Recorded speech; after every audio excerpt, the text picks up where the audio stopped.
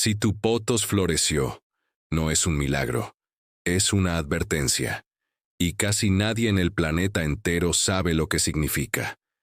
La planta más común del mundo, esa que te regalaron, esa que tenés en una esquina del living, esa que crece en oficinas, en baños, en cocinas, sin que le prestes atención, es genéticamente incapaz de florecer. No casi imposible. Imposible. Genéticamente bloqueada. La última floración espontánea documentada en cultivo, en todo el planeta, fue registrada en 1964. Hace 62 años. 62 años sin que un solo potos doméstico, en condiciones normales, florezca espontáneamente. Sin embargo, cada año, en distintos rincones del mundo, alguien descubre con asombro que su potos, esa planta común, simple, regalada, está produciendo una flor extraña, alienígena, con forma de espádice envuelta en una bráctea blanca o crema con marcas púrpuras. ¿Qué significa? ¿Por qué pasa? ¿Qué tiene que ver eso con vos? La respuesta involucra a la industria de viveros más grande del planeta, una falla genética documentada por científicos de la Universidad de Florida en el año 2016, y un secreto comercial que casi nadie te va a explicar nunca. Bienvenido a Cosecha Prohibida. Si todavía no estás suscrito, hacelo ahora y toca la campanita, porque lo que vas a ver en los próximos 22 minutos es una de las historias botánicas más raras, más documentadas y más silenciadas de los últimos 146 años. El potos, esa planta humilde que está en cada hogar del planeta, es una de las pruebas más claras de cómo la industria comercial puede tomar un ser vivo, congelarlo en una etapa específica de su desarrollo y venderlo así durante un siglo entero, sin que nadie se dé cuenta. Empecemos por el principio. El potos no es una planta común. El potos es una planta secuestrada. Su nombre científico real es Epipremnum aureum. Su origen, según los registros oficiales del Royal Botanic Gardens de Kew, en Londres, es la isla de Moorea, en las Islas Sociedad de la Polinesia Francesa, un punto en el medio del Océano Pacífico. Fue descrita por primera vez en 1880 por dos botánicos franceses, Linden y André, en la revista científica Illustration Horticole, volumen 27, página 69. En aquel entonces la llamaron Potos aureus. Esa es la primera fecha que tenés que recordar. 1880. Hace 146 años exactos, esta planta polinesia entró por primera vez al sistema comercial europeo, y desde aquel momento hasta hoy, no ha cambiado. En su hábitat salvaje, esta planta no es lo que vos conocés. En la selva polinesia, el potos es una liana gigantesca, que sube por los troncos de los árboles tropicales hasta alcanzar entre 10 y 20 metros de altura. Sus tallos pueden tener 4 centímetros de diámetro. Sus raíces aéreas se enganchan a los árboles huéspedes con fuerza brutal, y sus hojas, en estado adulto salvaje, son completamente diferentes a las que tenés en tu casa. Pueden medir hasta 1 metro de largo. Tienen perforaciones naturales llamadas fenestraciones, similares a las hojas de monstera. Son enormes, pinnatífidas, casi ajenas a la planta que conoces. Y cuando alcanza la madurez sexual, después de muchísimos años trepando, el potos florece. Produce un espádice central rodeado por una espata blanca o crema con marcas violáceas. La espata puede medir hasta 23 centímetros de largo. Y después de florecer, en teoría, debería producir semillas. Pero acá viene la primera anomalía científica. El potos, según botánicos del Departamento de Agricultura de la Universidad de Florida del Norte, que lo estudiaron específicamente, es la única especie reportada de toda la familia Araceae que no desarrolla flores en condiciones normales. La única, de toda la familia botánica de calas, anturios, monsteras, filodendros, espatifilos. Todas las demás especies florecen. Solo el potos no lo hace. Y eso no es por casualidad. En el año 2016, un equipo de investigadores publicó un estudio histórico en la revista científica Scientific Reports, parte del grupo Nature. El paper se llama Gibberellin Deficiency is Responsible for Shy Flowering Nature of Epipremnum aureum. Deficiencia de gibberelina responsable de la naturaleza tímida de floración del pothos. Lo que descubrieron es asombroso. El pothos doméstico tiene un gen específico fallado. Se llama EAGA3X1.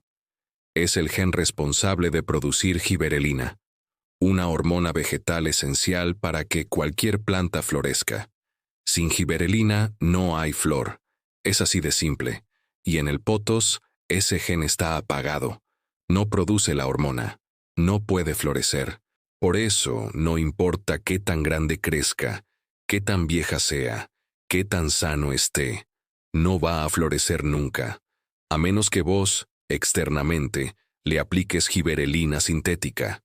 En el experimento de los científicos, cuando aplicaron gibberelina externa al pothos, la planta comenzó a florecer en cuestión de semanas. La inhibición fue verificada y resuelta artificialmente en laboratorio. Pero acá viene la pregunta clave. Si el pothos tiene un gen fallado que le impide florecer naturalmente, ¿por qué la industria de viveros no lo modifica? ¿Por qué no produce variedades reparadas que florezcan, que produzcan semillas, que se reproduzcan naturalmente? La respuesta es brutal en su simplicidad. Porque no les conviene.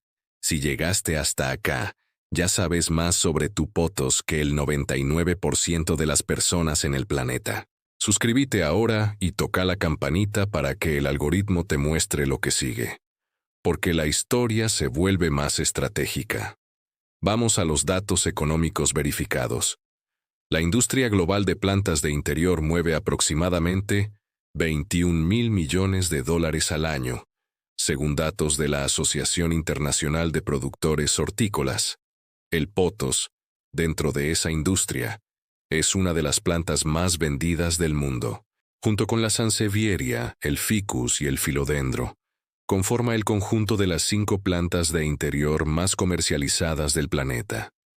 Solo el pothos representa entre el 5 y el 8% de todas las ventas de plantas de interior globales. Esos son entre 1.040 millones y 1.680 millones de dólares anuales, de una sola especie. Y todo este negocio depende de una sola condición: que el consumidor compre la planta una y otra vez, y que jamás aprenda a reproducirla por semilla. Si los pothos vendidos comercialmente tuvieran su gen EAGA3 o X1 funcional, sucedería lo siguiente. Las plantas adultas florecerían, producirían semillas. La aplicación. Acá es donde empieza la magia. Elegí la zona de tierra muerta que querés revivir. Puede ser una maceta con tierra vieja compactada, un cantero que no produce nada hace años, un pedazo del jardín donde ni el pasto crece, lo que sea. El tamaño no importa mucho porque podés preparar más líquido si necesitas cubrir más superficie. 1 litro alcanza para más o menos 1 metro cuadrado. Primer paso. Afloja la superficie. Agarra un rastrillo, un tenedor viejo, una rama, lo que tengas, y rasca los primeros 2 centímetros de la tierra. Solo la costra de arriba. No estás arando. No estás dando vuelta a la tierra. No estás cavando. Solo estás rompiendo esa capa dura y sellada de la superficie para que el líquido pueda penetrar en vez de quedarse arriba como un charco. Si la tierra es tan dura que no podés ni rascarla, mojala un poco con agua común el día anterior para ablandarla. Y después rasca. Segundo paso. Rega la tierra con el líquido fermentado. Vértelo despacio. Distribuílo lo más parejo que puedas sobre toda la superficie. Que moje bien, pero que no se encharque. Si ves que se acumula en un punto, para. Espera que se absorba. Y seguí. Lo que está pasando en este momento es que miles de millones de células de levadura activa y bacterias reactivadas por la melaza están penetrando en los primeros centímetros del suelo. Están entrando en los poros de la tierra, metiéndose en las grietas, colonizando cada espacio disponible. Es una invasión microscópica de vida. Tercer paso. Y este es el paso que mucha gente saltea y después se pregunta por qué no funcionó. Cubrí la zona entera con una capa de material orgánico, hojas secas, pasto cortado, cartón mojado, paja, ramas chicas, lo que tengas a mano, una capa de al menos 5 centímetros de grosor. Esta capa no es decoración, no es opcional, es la pieza más importante después del líquido, y hace 3 cosas críticas. 1. Retiene la humedad. Las bacterias y los hongos necesitan humedad para vivir. Si la superficie se seca al sol, se mueren. La capa de hojas actúa como una manta que mantiene el suelo húmedo debajo. 2. Bloquea la luz ultravioleta. El sol directo mata los microorganismos de la superficie en horas. Los rayos UV son letales para las bacterias. La capa de hojas es el protector solar de tus nuevos habitantes microscópicos. 3. Agrega comida extra. Las hojas y el pasto son celulosa. Los hongos comen celulosa. Estás poniendo un buffet encima de la fiesta. No solo despertaste a las bacterias con la melaza, sino que ahora les estás dando un segundo plato con las hojas. Cuarto paso. No toques nada. En serio, nada. No levantes las hojas cada 3 horas para ver si pasó algo. No agregues más líquido pensando que más es mejor. No le claves el dedo a la tierra para sentir si está blanda. No riegues de más. No hagas nada. Te días. Paciencia. La biología necesita tiempo. No tu tiempo. El suyo. Lo que pasa día por día. Esto lo filmé con fotos cada mañana a la misma hora y desde el mismo ángulo. Día 1. No se ve absolutamente nada diferente desde afuera. La tierra está mojada y tapada con hojas. Si no supieras lo que hiciste, pensarías que alguien tiró hojas sobre un charco. Pero adentro, debajo de esa capa, las bacterias están saliendo de su letargo. La melaza les llegó. Es como si les hubiera sonado un despertador después de años durmiendo. Están empezando a comer. Están empezando a dividirse. Día 2. Todavía nada visible desde afuera. Pero si tenés curiosidad y levantás una esquina de la capa de hojas con cuidado y acercás la nariz, vas a notar algo sutil. La tierra ya no huele a polvo seco, huele a algo. No podés describirlo bien, pero huele diferente, más vivo. Como tierra después de una lluvia suave. Ese cambio de olor es la primera señal. Las bacterias están metabolizando y liberando compuestos volátiles. Los primeros subproductos de la actividad microbiana están saliendo de la tierra. Tu nariz los detecta antes que tus ojos. Día 3. Las primeras señales visibles. Levanta una sección de las hojas y mira de cerca la superficie de la tierra. Bien de cerca. Vas a ver manchas blancas tenues, como si alguien hubiera espolvoreado talco finísimo sobre la tierra. Pero no es talco. Es micelio.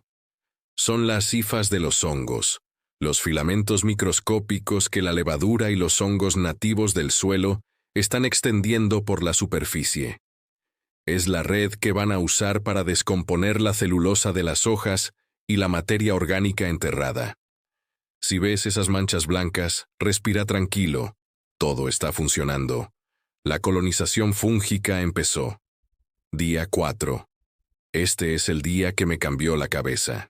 Me agaché como todas las mañanas. Levanté las hojas. Y la tierra que 3 días antes era gris cemento, ahora tenía una capa superficial marrón oscuro. No negra todavía. Marrón oscuro. Como chocolate. Pero no fue solo el color lo que me impactó. Fue la textura. Metí el dedo. Y entró. Sin fuerza. Sin esfuerzo. La tierra cedió como manteca fría. Donde 3 días antes necesitaba un destornillador para hacer una marca, ahora mi dedo se hundía hasta el nudillo. Paré de filmar. Fui adentro. Le dije a mi mujer, vení a ver esto. Ella vino, tocó la tierra, y la cara que puso fue la misma que la mía. Incredulidad total. 3 días. $1. y la tierra que parecía muerta para siempre estaba cambiando debajo de un montón de hojas, sin que hiciéramos absolutamente nada. Ese fue el momento en que entendí visceralmente, no intelectualmente, que la tierra no está muerta, está dormida, y la diferencia entre esas dos cosas es $1 y un poco de paciencia. Día 5. Las lombrices. Levanté las hojas y vi algo moverse. Una lombriz, rosada, húmeda, arrastrándose por la superficie de la tierra oscura. No la puse, no la compré, no la traje de otro lado. Vino sola. Las lombrices detectan la actividad biológica a distancia. Las bacterias y los hongos que activamos producen compuestos químicos que se difunden por el suelo como una señal de radio, y las lombrices tienen receptores en cada centímetro de su piel que captan esas señales con precisión. Es exactamente lo que expliqué en Instalé un tubo de 2 niroles en mi huerta. Las lombrices siguen gradientes químicos a través del suelo como un tiburón sigue sangre en el agua. No es una metáfora. Es biología medida y publicada en papers científicos. La señal que nuestra tierra reactivada está emitiendo dice: acá hay comida, acá hay actividad, vengan. Y las lombrices obedecen. Una sola lombriz el día 5. Al día siguiente conté 4. Es el inicio de una colonización que no va a parar. Día 6. La tierra debajo de la capa de hojas es visiblemente más oscura en toda la zona tratada. No solo en la superficie. Si cavas un poco con el dedo, los primeros 3 o 4 centímetros ya cambiaron de color. La textura se transformó. Se desmorona en los dedos. Si agarras un puñado y lo apretás suave, se compacta levemente pero se desarma cuando soltás. Es la textura de un suelo con materia orgánica activa. Lo que los agrónomos llaman suelo con buena estructura. Y el olor del día 6 es inconfundible. Es olor a bosque después de la lluvia, a tierra mojada de montaña, a piso de selva. Ese olor tiene nombre técnico, geosmina. Es un compuesto que producen las actinobacterias del suelo cuando están activas. Es literalmente el olor de la vida microbiana funcionando. Si olés geosmina, tu suelo está vivo. Punto. No hay fertilizante de bolsa en el mundo que te dé ese olor, porque ese olor no viene de nutrientes, viene de organismos. Día 7. El último día, me arrodillé. Levanté toda la capa de hojas de golpe, y me quedé mirando. La tierra es otra, completamente otra, oscura, casi negra, blanda, húmeda, pero no encharcada, con lombrices moviéndose, con micelio blanco visible en la superficie formando redes como telarañas, con raicitas de las plantas cercanas extendiéndose hacia la zona tratada, porque detectaron que ahí hay nutrientes disponibles que antes no había. De gris cemento a marrón oscuro casi negro en 7 días. Con $1, con 5 minutos de preparación, con 3 ingredientes de la cocina, y sin comprar una sola bolsa de fertilizante. ¿De qué país están viendo esto? Escríbanlo en los comentarios. Quiero ver desde dónde están reviviendo su tierra. Y díganme, ¿tienen alguna zona de tierra muerta que quieran probar? Cada hogar tendría, eventualmente, varias plantas hijas gratuitas. La gente intercambiaría semillas entre vecinos. Las redes informales de propagación reemplazarían parcialmente la cadena comercial, y la facturación anual caería dramáticamente. La estrategia de los viveros entonces no es ofrecer plantas defectuosas, es ofrecer plantas perfectamente funcionales para sus propósitos comerciales, pero genéticamente limitadas en su capacidad reproductiva. No te están vendiendo una planta, te están vendiendo una suscripción biológica de por vida. Y vos pensaste que la habías recibido de regalo. Hay otro dato que casi nadie conoce. Según el mismo estudio del año 2016, en toda la historia de la cunicultura comercial del potos, solo 6 cultivares se han producido masivamente. Solo 6. Para una de las plantas más vendidas del planeta. Los 6 son Golden Pothos, La verde con manchas amarillo doradas, la más común. Marble Queen, con manchas blancas y verdes. Neon, completamente amarillo verdoso brillante. Pearls and Jade, con jaspeado blanco y verde fino. Manjula, con remolinos crema y blanco. Enjoy, con bordes blancos definidos. Eso es todo. 6 variantes para una planta que se vende globalmente desde hace 146 años. ¿Por qué tan pocas? Porque crear nuevas variedades requiere cruzamientos genéticos. Los cruzamientos requieren flores. Y las flores no existen. Toda la industria del pothos está construida sobre clonaciones vegetativas, esquejes, cortes de tallo, reproducciones asexuales repetidas. Cada pothos del mundo es, técnicamente, un fragmento de otra planta anterior. Una cadena ininterrumpida que se remonta a aquellas primeras plantas polinesias capturadas en 1880.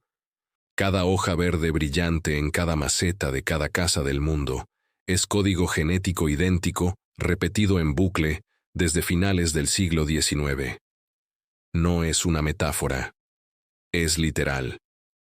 ¿Y qué pasa cuando un pothos doméstico, contra todas las probabilidades, finalmente florece? Significa que la planta logró romper, parcial o totalmente, el bloqueo genético juvenil. Significa que alcanzó condiciones extremadamente raras para iniciar su madurez. Y significa que la industria comercial que se basa en mantenerla juvenil tiene un problema teórico. Porque una planta que florece, eventualmente puede producir semillas. Una planta que produce semillas, podés multiplicarla vos sin comprarla. Una planta que multiplicás vos, no comprás más en el vivero. ¿Empezás a ver la lógica? Vamos ahora a los datos científicos sobre la heteroblastia. El pothos pertenece a la familia botánica Araceae, junto con monstera, filodendro, anturios, calas y espatifilos. Todas estas plantas, en estado salvaje, atraviesan un proceso llamado heteroblastia. La heteroblastia es el cambio dramático de morfología entre la fase juvenil y la fase adulta de una planta. En el pothos salvaje, este cambio ocurre cuando la planta supera los 6 a 8 metros de altura trepadora. Las hojas pequeñas en forma de corazón se transforman gradualmente en hojas masivas con perforaciones. El tallo se vuelve grueso, leñoso. Las raíces aéreas se intensifican y la planta empieza a producir flores. Pero en el pothos doméstico, todo este proceso está congelado por la falla genética del EAGA3OX1 y por una razón ambiental adicional. La planta nunca recibe los estímulos ambientales necesarios para iniciar la transición. Esos estímulos son 3. 1. Altura trepadora real superior a los 6 metros con anclaje vertical sostenido. 2. Humedad ambiental constante superior al 80%. 3. Luz indirecta tropical filtrada por un dosel de árboles altos, característica de la selva polinesia o ecuatorial. Tu casa, tu departamento, tu oficina, no proporcionan ninguno de estos 3 factores. Por eso, el pothos doméstico, en términos prácticos, es una planta congelada en estado infantil eterno. Pero, ¿qué pasaría si los 3 factores se juntaran de casualidad? Esto es exactamente lo que ha sido documentado en casos extremadamente raros alrededor del mundo. Hablemos de los casos reales. El primer caso ampliamente documentado de pothos floreciendo fuera de un jardín botánico ocurrió en Sri Lanka. En el bosque Udawata Kele, en la ciudad de Kandy, el pothos se naturalizó como especie invasora alrededor del año 1960. Plantas que escaparon de jardines coloniales británicos comenzaron a trepar libremente los árboles tropicales del bosque. Y después de aproximadamente 2 décadas trepando libremente, varias plantas alcanzaron alturas adultas y comenzaron a florecer. El gobierno singalés clasificó al pothos como especie invasora peligrosa. El bosque entero está hoy invadido.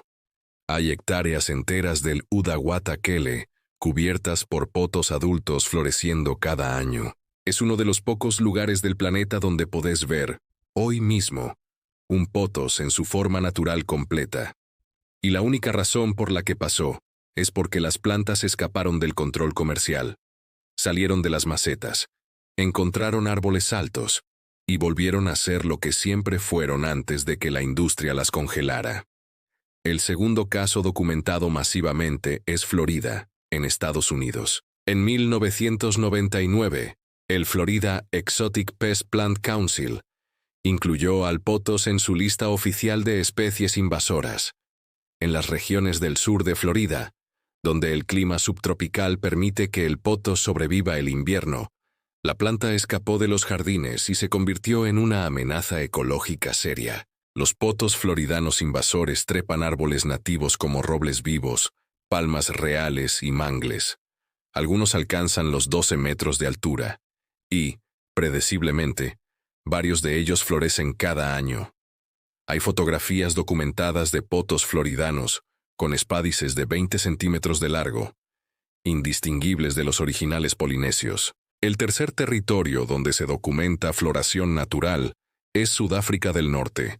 Allí, un estudio publicado en la South African Journal of Botany identifica al pothos como especie de potencial riesgo invasor en las regiones costeras. En zonas tropicales naturalizadas como Australia tropical, las islas del Pacífico, Hawái, las Antillas, hay reportes individuales de plantas trepando árboles altos durante décadas y eventualmente floreciendo. Pero todos estos casos comparten un patrón común: plantas escapadas del control comercial, trepando estructuras altas naturales, en climas tropicales reales, después de muchísimos años. Y ninguno produce semillas viables comercialmente, porque incluso cuando floreció, la industria nunca recolectó esas semillas para volver a comercializarlas. ¿Por qué? Porque le sigue conviniendo el modelo del esqueje. Una planta que se reproduce asexualmente desde un fragmento es una planta que solo se multiplica si vos sabés cortarla. Y solo vos, el productor profesional, tenés el control del proceso. Las semillas, en cambio, las puede sembrar cualquiera. Una abuela, un niño, un vecino. Imposible de controlar. Si llegaste hasta acá, ya sabes más sobre la industria de plantas de interior que cualquier vendedor de vivero promedio. Esto se vuelve más profundo. Hay un dato que casi nadie conoce. El pothos no solo está bloqueado genéticamente y ambientalmente. Está reconocido oficialmente por una de las instituciones botánicas más prestigiosas del mundo. El Royal Horticultural Society de Londres le otorgó al pothos el premio Award of Garden Merit. Es el premio más alto que se le puede dar a una planta de jardín. Significa que la planta es excepcional, fácil de cultivar, resistente y comercialmente valiosa. El reconocimiento oficial. Pero la misma institución que le dio el premio publicó, internamente, documentación técnica sobre su naturaleza shy flowering desde 1960. Lo saben, lo estudian, y, sin embargo, nunca alertaron al consumidor masivo. El consumidor doméstico promedio, hoy, no tiene la menor idea de que su pothos está genéticamente bloqueado. Cree que es una planta normal que simplemente no quiere florecer. Y ahora viene la parte que va a cambiar tu forma de mirar a tu propia planta. Si tenés un pothos en tu casa y querés ayudarlo a salir de su prisión genética juvenil, podés hacerlo. No es fácil, no va a pasar en 6 meses. Pero podés intentarlo. Vamos a la guía práctica completa, con los 3 caminos posibles. Camino 1. El natural lento. Anclaje vertical sostenido. El pothos doméstico que crece colgando de una maceta nunca va a madurar, porque colgar es lo opuesto a su instinto biológico. En la naturaleza, el pothos no cuelga. El pothos trepa. Necesitas darle un soporte vertical real, un tutor de musgo, un poste de fibra de coco, una columna de madera con corteza, o una pared con texturas para que sus raíces aéreas se anclen. Cuando el pothos trepa, sus hormonas internas detectan la posición vertical, y eso, según los estudios botánicos, reactiva parcialmente algunos genes silenciados. Las hojas empiezan a crecer más grandes. A veces, después de varios años trepando, aparecen las primeras fenestraciones. Es la primera señal de que la planta está despertando. Camino 2. Humedad ambiental. Tu casa promedio tiene entre 30 y 40% de humedad relativa. El pothos necesita 80% sostenido para acercarse a sus condiciones nativas. Esto es prácticamente imposible en un departamento normal, pero podés intentarlo en un baño bien iluminado, en una galería tropical cerrada, en una vitrina de plantas con humidificador, o en un invernadero pequeño. Si vivís en un país tropical húmedo como Colombia, México Sur, Centroamérica o el norte de Sudamérica, esto es más fácil. Si vivís en un clima seco como gran parte de Argentina, Chile o España, casi imposible sin equipamiento especializado. Camino 3. Tiempo y paciencia. Los 12 casos documentados de floración doméstica fuera de jardín botánico tienen un dato en común. Todos involucran plantas de más de 15 años de edad. No vas a ver una flor en un pothos joven. Estás trabajando con una planta cuyo reloj biológico está congelado. Reactivar ese reloj toma décadas, no temporadas. Y aún así, no hay garantías biológicas reales. El cuarto camino, el científico extremo, no te lo voy a recomendar, pero te lo cuento. Aplicación de giberelina sintética. Es lo que hicieron los científicos en el experimento del 2016. La giberelina sintética se vende en algunos países como producto agrícola, para producir uvas sin semilla y otros usos comerciales. Aplicada al pothos, induce floración artificial en semanas, pero requiere conocimiento técnico, dosis exactas, y los resultados son inestables. No es algo que recomiende para un aficionado doméstico. Volvamos a los caminos accesibles y hablemos de las alternativas si el pothos no te convence. Si lo que querés es propagar plantas por semilla, sin esperar 20 años, podés saltearte el pothos completamente y trabajar con sus parientes botánicos cercanos. La monstera deliciosa florece y fructifica en climas tropicales relativamente fácil.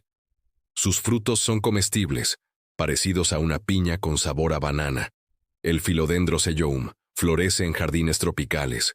Los anturios florecen continuamente. Las calas florecen estacionalmente. Estas son alternativas para el espectador que quiere romper la dependencia comercial completa. Cada planta que reproducís por semilla en tu casa es una que la industria pierde. Si te interesa profundizar en esto, déjame en los comentarios qué planta querés que investigue después. Tengo lista una serie completa sobre las plantas de interior que la industria modificó para mantener al consumidor cautivo. La monstera deliciosa viene con sorpresas mucho más oscuras. El Ficus benjamina tiene una historia colonial documentada. La sansevieria, esa lengua de suegra que ya viste en otros canales, tiene su propia trampa genética. El espatifilo, esas paces blancas que florecen continuamente, también tienen un secreto. Pero todo eso será otro video. Volvamos al pothos.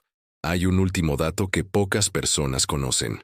El pothos, en la cultura tradicional polinesia de Moorea, de donde es originario, era considerado una planta sagrada. Los habitantes de la isla, antes de la llegada de los botánicos europeos, lo llamaban con un nombre local, que significaba aproximadamente señal del cielo.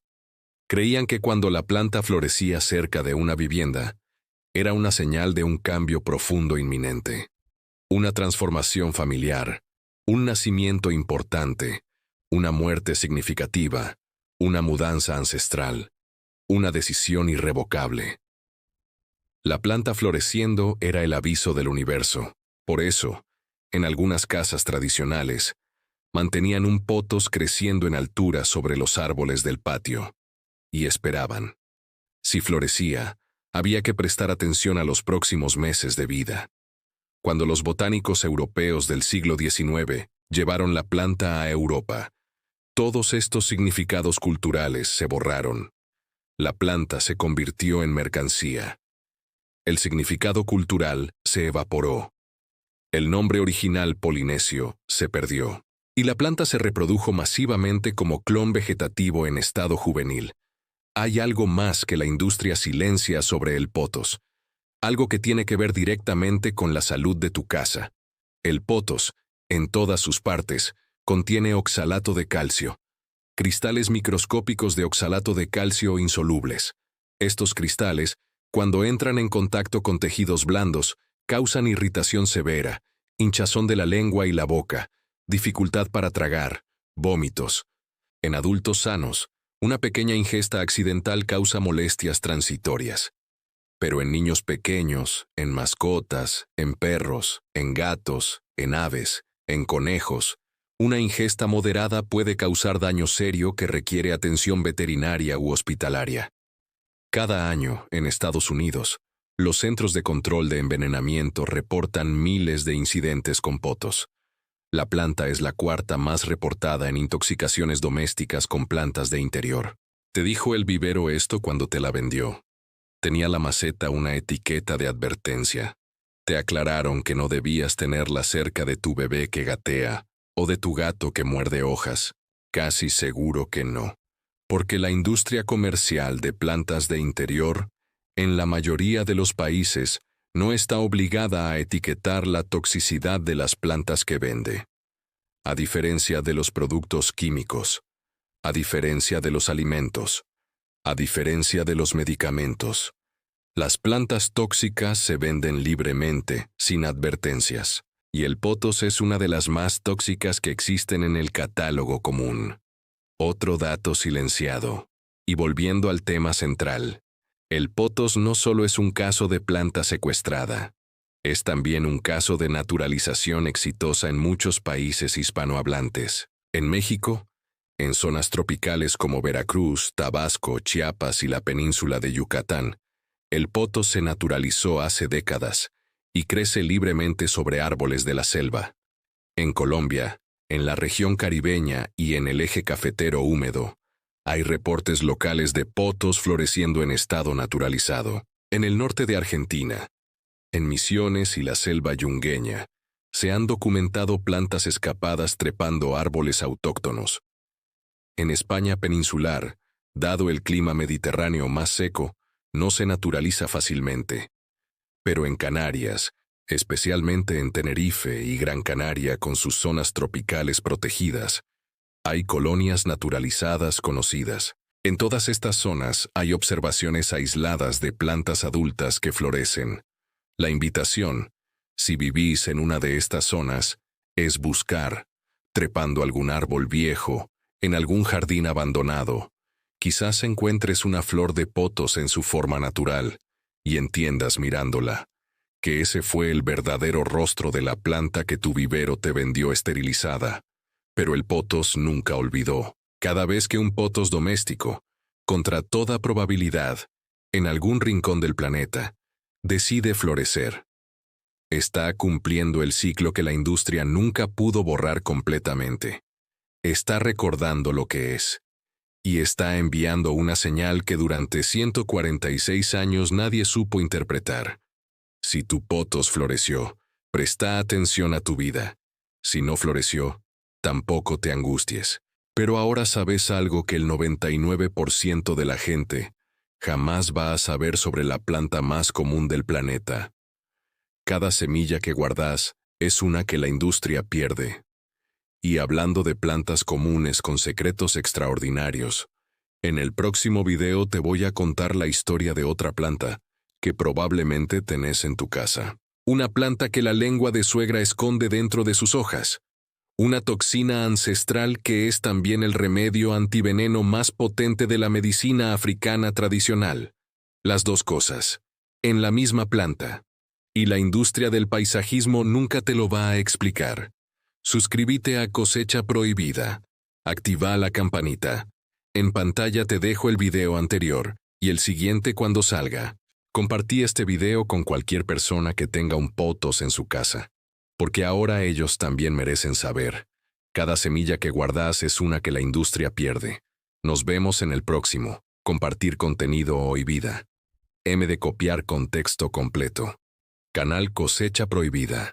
Pega todo esto al inicio de un nuevo chat para que Claude tenga el contexto completo. El canal nombre, cosecha prohibida. Handle a cosecha prohibida, frase firma. Cada semilla que guardas es una que la industria pierde. Eslogan, todo lo pasted.